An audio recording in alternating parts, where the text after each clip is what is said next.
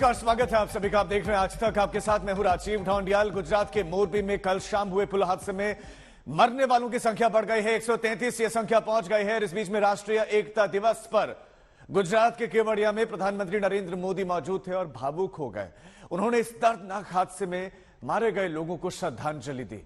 उन्होंने कहा कि सरकार हर संभव मदद कर रही है।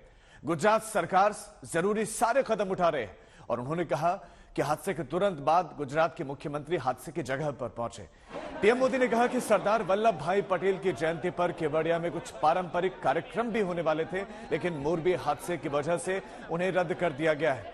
मोरबी में जो कुछ हुआ है उसके बाद से सवाल कम नहीं हो रहे। इन 133 मौतों का जिम्मेदार कौन है? और ये संख्या भी 133 है, लेकिन इसके बढ़ने की प्रबल संभावना है। वहां पर जो तीनों सेनाएं हैं वो रेस्क्यू ऑपरेशन चला रही है। एसडीआरएफ है, एनडीआरएफ है। वहां पर रेस्क्यू में लोग अभी जुटे हुए हैं, काम कर रहे हैं। बहुत मुश्किलें उनके सामने हैं, लेकिन अंग्रेजों के जमाने का बनाया गया पुल मरम्मत के लिए अगर ये बंद था तो उसके बाद जब खोला गया तो अधिकारी, हमें तो पता ही नहीं था। अधिकारी कह रहे हैं हमें नहीं मालूम था कि इस पुल को खोल दिया गया। यहां पर सवाल यह है कि टिकट काउंटर से इस पुल का दीदार करने के लिए, यहां से नदी का दीदार करने के लिए, इसका आनंद लेने के लिए लोग टिकट खरीदते हैं। बच्चों तक का टिकट लगता है। बच्चे, महिलाएं बड़ी संख्या में वहां पर थी। वो सेल्फी लेने में मग्न थे। एकाएक ये पुल टूट गया। अब कहा जा रहा है कि क्षमता से ज्यादा लोग आ गए थे। आपने टिकट क्यों दिया फिर?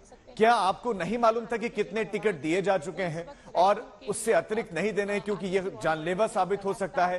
कोई फिटनेस सर्टिफिकेट अभी तक कहा जा रहा है कि नहीं दिया गया था। तो सवाल ही सवाल है, जवाब नहीं मिल रहे हैं। देखिए, एक तो संभावना अब ये नहीं है कि शायद पानी में कोई भी जिंदा पाया जाए, बहुत कम समय बचता है। लेकिन जो लोग गुमशुदा हैं, जो लोग मिसिंग हैं, ये कोशिश हो रही है कि शायद उन्हें निकाल लिया जाए, लोगों को अपनों के बारे में जानकारी तो मिले। मैं इस समय जिस बोट पर हूँ, ये जामनगर से आई इंडियन नेवी की टीम है। सब लेफ्टिनेंट हर्षवर्धन त्रिपाठी मेरे साथ हैं। साथ ही एनडीआरएफ को हम देख पा रहे हैं। नेवी ने अपने गोताखोर भी लगाए हैं, डाइवर्स हैं जो कन्वेंशनल मेथड से अंदर जाने की कोशिश कर रहे हैं। अब आपको रात भर जो चुनौती थी वो सबसे बड़ी थी अंधेरा, लेकिन इस समय दिन में सबसे बड़ी चुनौती है, क्योंकि पानी के अंदर डाइवर तो जा रहे हैं लेकिन वो देख नहीं सकते, क्योंकि पानी के अंदर विजिबिलिटी नहीं है। इसलिए ये कन्वेंशनल हुक जो है इनका इस्तेमाल किया जा रहा है। ये तमाम जो लोग हैं वो उसे अंदर डालते हैं ताकि अगर मान लीजिए कोई शव है, कपड़ों से अगर फंस जाए तो कम से कम खींच के निकाला जा सके। हर्षवर्धन त्रिपाठी हमारे साथ जुड़ रहे हैं।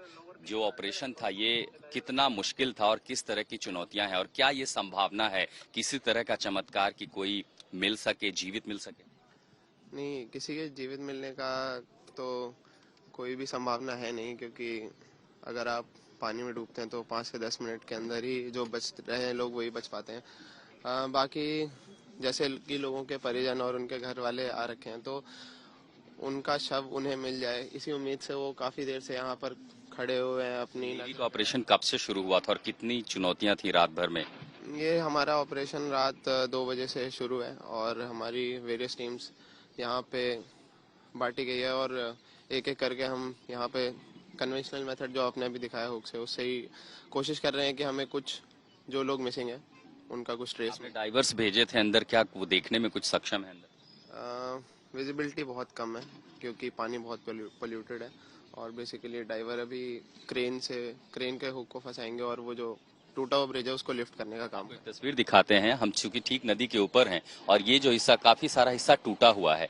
चूंकि हो सकता है संभवतः अगर उसका हिस्सा भी नीचे है तो उसके नीचे दबे हों, लेकिन चूंकि अब जो डेथ टोल है, मरने वालों की संख्या है, वो पहले से काफी ज्यादा और गुमशुदा लोगों की टैली से वो मेल खाती है। अब क्रेन मंगाई गई है जिससे बड़ा सा जो हिस्सा है उसे ऊपर उठा लिया जाएगा। एक बार वहां से हट जाता है तो ये पूरा एरिया खाली हो जाएगा, पर्सनल्स के लिए और एक्सेसिबल हो जाएगा, ताकि वो वहां पे जाकर के डाइव कर सकें। क्योंकि अभी अगर कहीं पर कोई हिस्सा बचा हुआ है तो वहां उसके नीचे देख पाना मुश्किल है।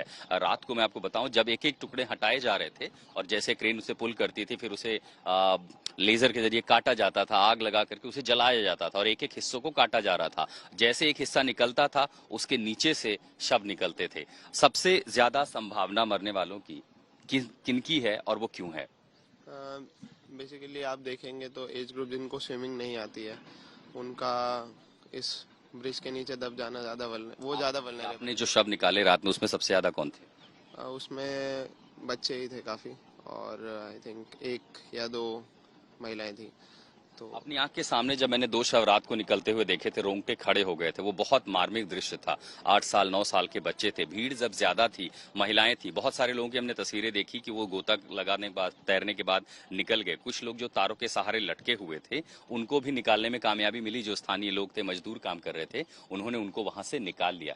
मुश्किल तब हुई जिनको तैरना नहीं आता था। जो लोग बीच के हिस्से में रहे, आप ये समझिए कि लगभग 200 से ज्यादा मीटर का हिस्सा है।